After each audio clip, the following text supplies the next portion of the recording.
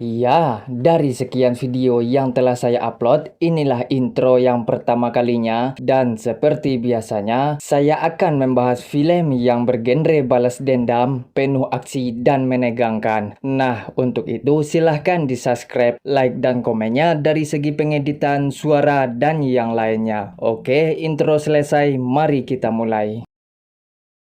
Berlatar di dunia kejahatan yang penuh aksi kriminal dan disertai perdagangan internasional secara ilegal, cerita diawali dengan obrolan santai oleh dua ketua mafia. Pertama ada Don Luis, si bos pengedar narkobi yang menguasai wilayah sekitar. Kedua, Fabio yang sudah dianggap seperti anaknya sendiri. Di situ Fabio terlihat memberikan sebuah harddisk berisikan data penting tentang semua bisnis mereka. Dan satu lagi, Fabio hendak berhenti menjalankan bisnis yang ingin pindah ke kampung halamannya.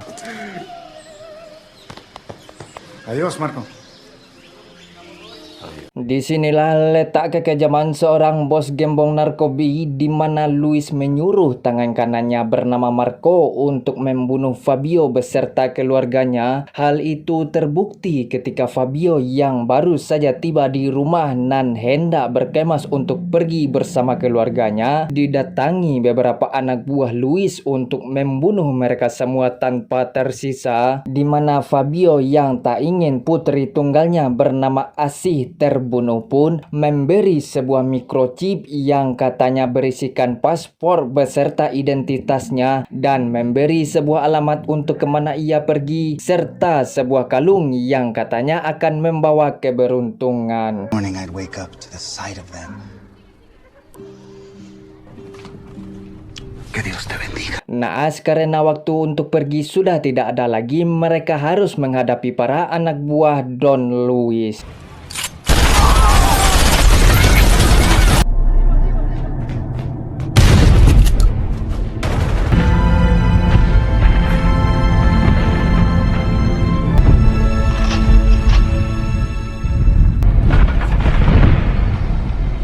Ya, kedua orang tua Asih tewas tepat di hadapan matanya sendiri dan bersamaan itu pula muncul Marco yang melarang anak buahnya untuk tidak membunuh Asih, di mana ia berjalan menghampiri Asih untuk menanyakan sebuah chip kepadanya yang Asih sendiri terlihat tidak ada sedikit pun meweknya seperti anak-anak konvensional pada umumnya pun langsung menikam tangan Marco yang membuat dirinya teriak kesakitan. You killed Don Luis.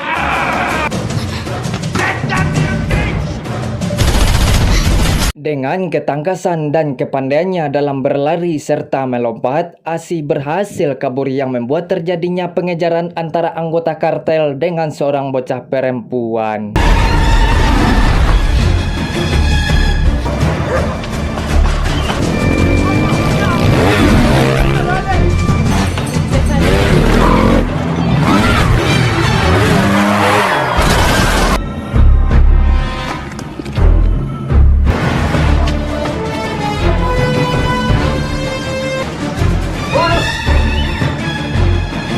Setelah bersembunyi di suatu tempat, Asih berhasil selamat dan memutuskan pergi berjalan tepat di saat anak buah Luis melihatnya, sehingga Asih kembali berlari untuk menghindari pengejaran dan berhasil selamat ketika memasuki sebuah gorong-gorong.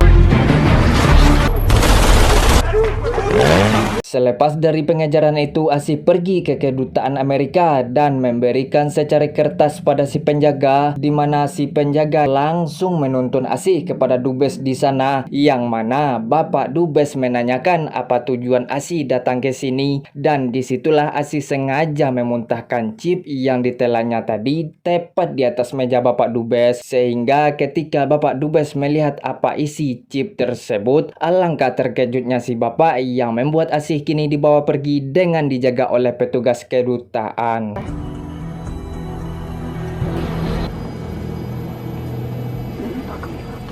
Setibanya di Bandara Miami, Asih meminta izin kepada si petugas untuk ke toilet sebentar. Namun si petugas yang merasa Asih sudah lama di dalam, ia mencoba melihatnya dan tidak menemukan Asih, yang mana dirinya telah kabur dan sudah berada di loket membeli tiket bus untuk berangkat pergi ke Chicago.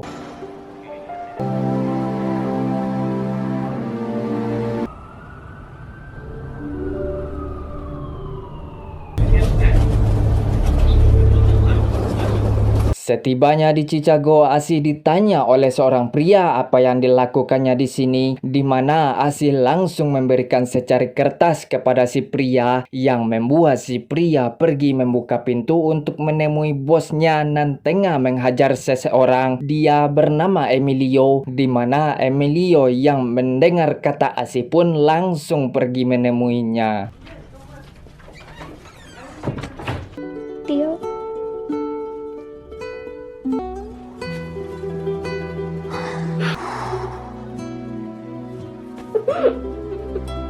Usut punya usut, Emilio merupakan paman dari Asih sendiri, yang hal itu terlihat ketika ia terbangun dari tidurnya dan sudah berada di rumah Emilio, yang langsung disuguhkan sarapan oleh ibu Emilio sendiri alias nenek Asih, di mana ketika Emilio melihat gambar nan dibuat oleh Asih, ia mengira jika Asih memiliki cita-cita menjadi seorang seniman, namun justru Asih sendiri malah tertarik menjadi kesatria wanita layaknya Sena, atau sekaligus menjadi wanita pembunuh demi membalaskan dendam kematian kedua orang tuanya.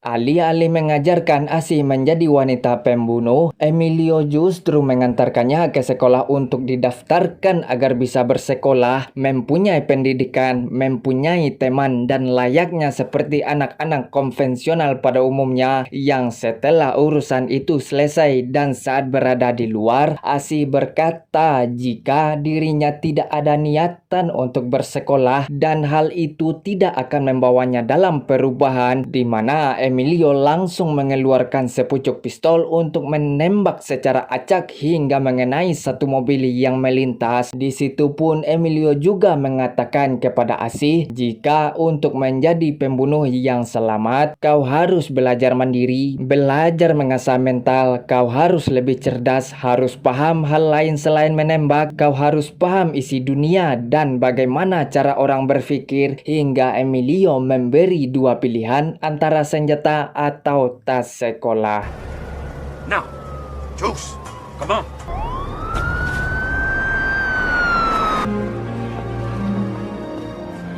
15 tahun kemudian, tepatnya di California, terlihat dua petugas polisi yang sedang menikmati makan siang di dalam mobil, di mana mereka tak sengaja ditabrak oleh pengendara mobil yang ternyata itu adalah Asih dalam kondisi mabuk. Entah apa yang telah terjadi kepada Asih selama 15 tahun ini, entahlah, itu pun tidak diceritakan. Yang jelas, akibat dirinya mengendarai mobil dalam kondisi mabuk serta merusak fasilitas kepolisian, kini ia dibawa ke kantor polisi terdekat untuk ditindaklanjut, di mana kepala polisi di sana mencoba memeriksa identitas Asih dari tas yang ia bawa. Namun si kepala polisi hanya menemukan kartu perpustakaan bernama Valerie Phillips, dan atas perbuatan yang tidak disengaja Asih, dirinya pun mendapatkan sanksi pelanggaran, yaitu dipenjara selama 24 jam. Coffee too. We'll book her tomorrow. Let her sleep it off. Christ's sakes.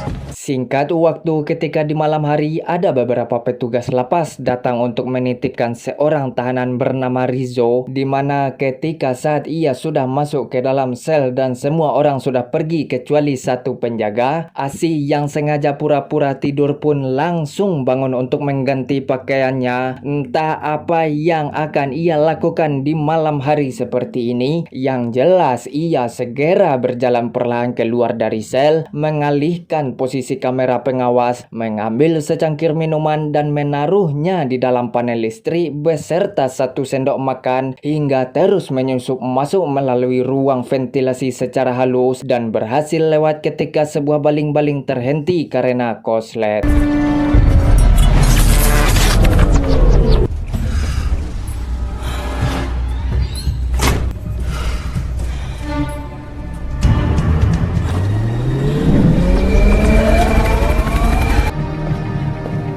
Sementara penjaga sel Rizzo yang bernama Joe meminta dibukakan pintu untuk pergi ke kamar mandi, yang ketika ia sudah di dalam muncul Asih dari arah belakang yang langsung menghajarnya sampai pingsan, di mana ketika pintu dibuka kembali, Asih segera mengambil pistol Joe dan langsung masuk ke dalam sel Rizzo, sehingga inilah yang terjadi. Room service.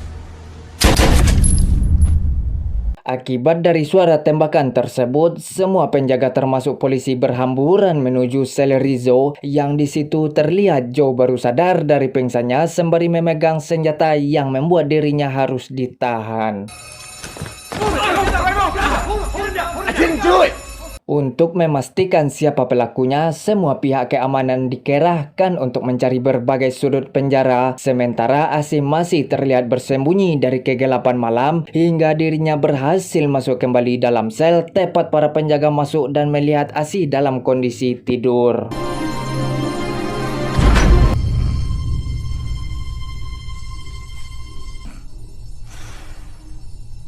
Untuk menangani kasus tersebut, didatangkan seorang agen FBI bernama Ross, di mana ketika Ross melihat mayat Rizzo, ia yakin jika pelakunya masih sama dengan sebelumnya karena tulisan tangan yang sama dan tanda yang sama, sehingga Ross pergi menuju tempat kejadian tepat bersamaan dengan Asih yang sudah boleh diizinkan pulang. The judge will send you back here. You probably deserve it. Well, you just... You didn't lock it down. Lock it down. Nobody out there.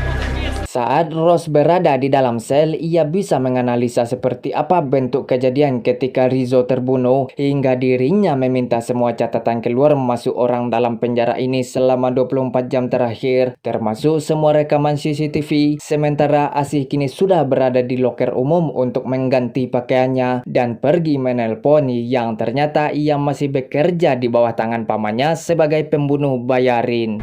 I have something. The day after tomorrow. Go. 22. Kembali ke agen Ross, di mana ternyata selama 4 tahun terakhir sudah terjadi 22 pembunuhan dengan modus yang sama dan tanda yang sama, serta targetnya merupakan para bos gembong narkobi seperti kartel Gemini, kartel Jessica, kartel Lorio, hingga bisa disimpulkan jika Asih sudah melakukannya sejak lama dan bukan hanya sekedar melakukan pekerjaan, melainkan memberi sebuah pesan entah terhadap siapa, yang jelas bukan untuk para FBI termasuk aparat penegak hukum yang lainnya. And I mean to catch him before he kills again. 10 years of their lives.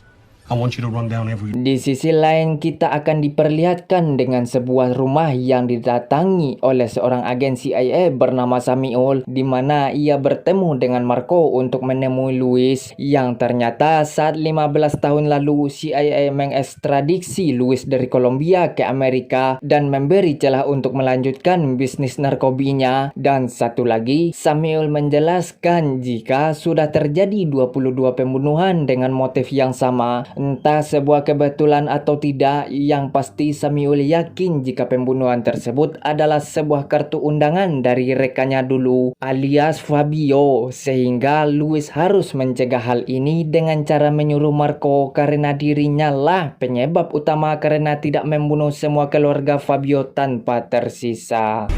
You will... We'll fix it.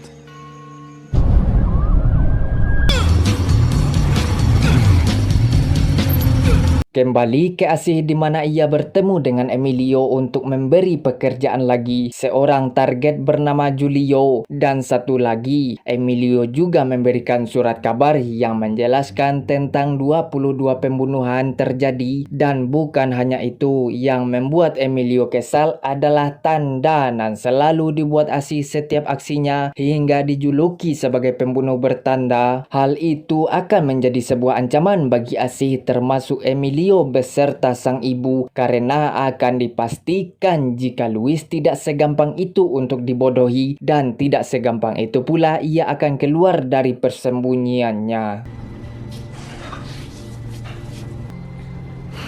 Then watch my back until it's done. Sebelum melanjutkan misi kali ini, Asih mampir di sebuah bengkel temanya untuk memberi makanan peliharaannya, termasuk mengambil perlengkapan misi berupa paspor, KTP, visa, uang, beserta senjata, karena disitulah tempat Asih menyimpan semua apa yang ia butuhkan.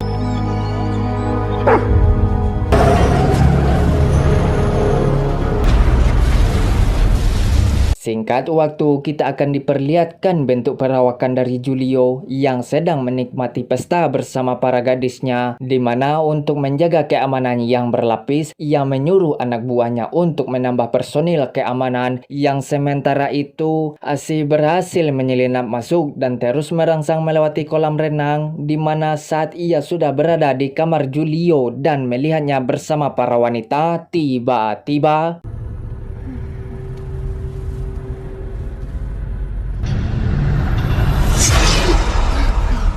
ya, ia sengaja memancing Julio keluar dan alangkah terkejutnya ketika Julio melihat semua anak buahnya sudah tewas, yang membuat dirinya teriak memanggil satu persatu anak buahnya itu hingga dirinya bertemu dengan Asih tepat berada di kolam renang, sehingga inilah yang ia dapatkan.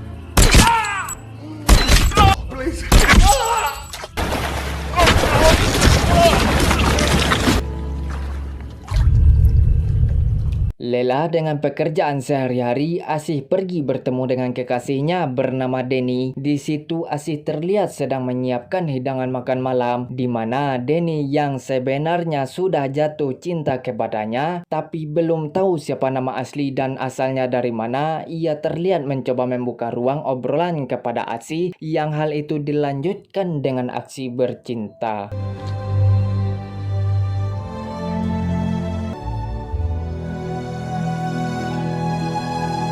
Saat waktu pagi ketika Denny menyiapkan sarapan, ia dengan iseng memoto wajah Asih yang tak sengaja membuatnya terbangun, di mana Asih langsung bergegas pergi dan tidak menjelaskan alasannya, yang membuat Denny bingung sendiri. I'm sorry, I have to go.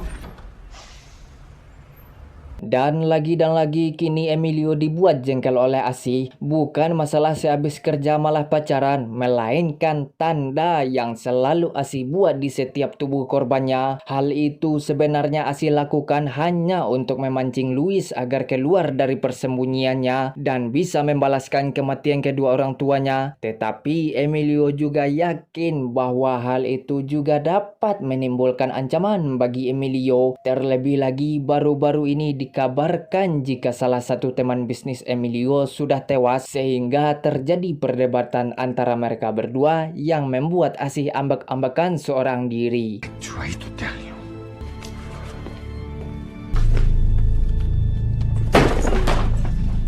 Sementara Denny terlihat sedang mengobrol bersama temannya di sebuah kafe, namun pembicaraan mereka terhenti ketika mobil Denny ditilang oleh seorang petugas polisi, di mana si teman malah mengambil handphone Denny dan mengirimkan foto Asih kepada kenalannya di kepolisian untuk mencari latar belakang Asih, yang membuat anak buah Rose mengetahui hal itu dan mencoba menelusuri lebih dalam, hingga terdengarlah suara percakapan Asih bersama Denny melalui telepon beserta berhasil melacak posisi Asih, sementara Asih baru saja diberitahu oleh Denny jika ia sengaja memoto Asih saat tidur, yang membuat dirinya terkejut tatkala melihat pasukan SWAT sudah berdatangan di apartemennya.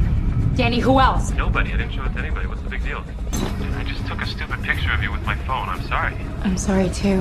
Untuk melarikan diri dari penyergapan tersebut, Asih pergi ke kamar sebelah untuk mengambil senjata yang entah kapan ia simpan, termasuk meledakkan dinding bersamaan para pasukan agar ia bisa pergi ke tempat parkiran, sehingga salah satu anak buah Rose yang melihat kamera pengawas rusak, semua pasukan langsung bergegas ke tempat parkiran tepat ketika Asih berhasil lolos melewati ruang ventilasi yang tembus ke terowongan kereta api.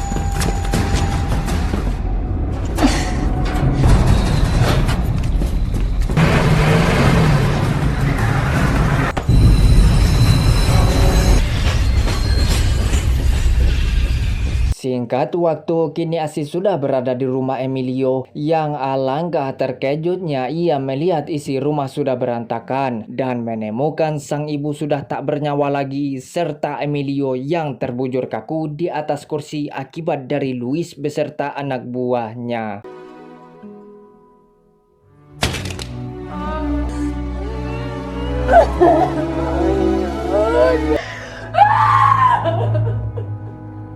Saat berada di rumah, Rose dikagetkan oleh kemunculan Asi dari arah belakang yang langsung menyuruhnya duduk di atas kursi dan sudah dipasangi peledak. Di situ Asi menjelaskan jika tujuan utama dari apa yang telah ia lakukan hanya semata untuk balas dendam kepada Luis, dan pagi tadi ia juga merenggut keluarga terakhir yang dimiliki oleh Asi. Hingga di sini Asi meminta Rose pergi ke kantor CIA untuk mendapat alamat tinggal Luis jika tidak ingin keluarganya dalam bahaya.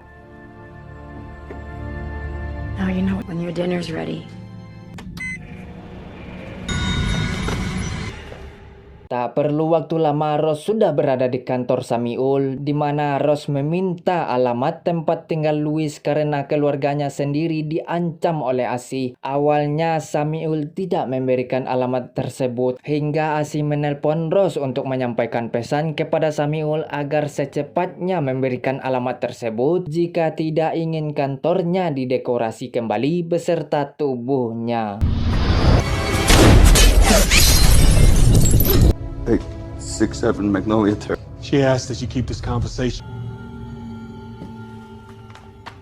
Dengan peralatan yang sudah pastinya terlatih dalam medan tempur serta membawa 2 hewan peliharaannya, Asi langsung pergi menemui kepala surveyor untuk meminta dana lokasi tempat tinggal Luis. Good morning. Who are you? I really need those floor plans. Sementara itu, Luis beserta anak buahnya baru saja membuat ancang-ancang keamanan, di mana saat mereka sedang tengah berdiskusi, tiba-tiba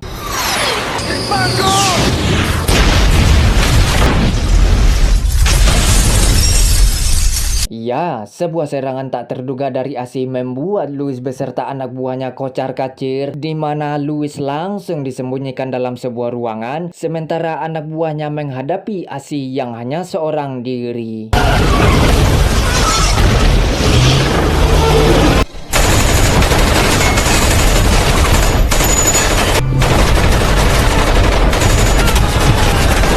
Bermodal tekad dan keyakinan bagi seorang anak untuk membalaskan kematian kedua orang tuanya, serta rasa dendam yang sudah lama ia pendam sejak lama, Asi berhasil membabat habis seluruh anak buah Luis yang hanya menyisakan si Marco, di mana terjadilah pertarungan head to head di antara mereka berdua.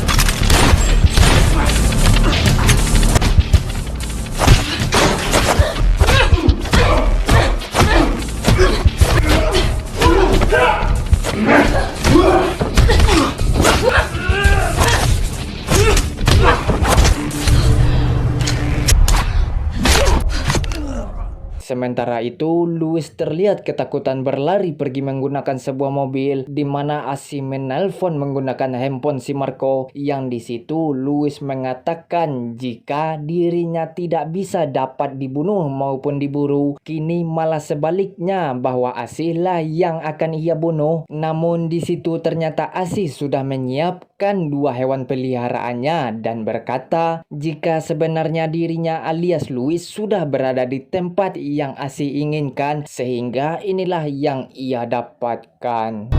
Eat.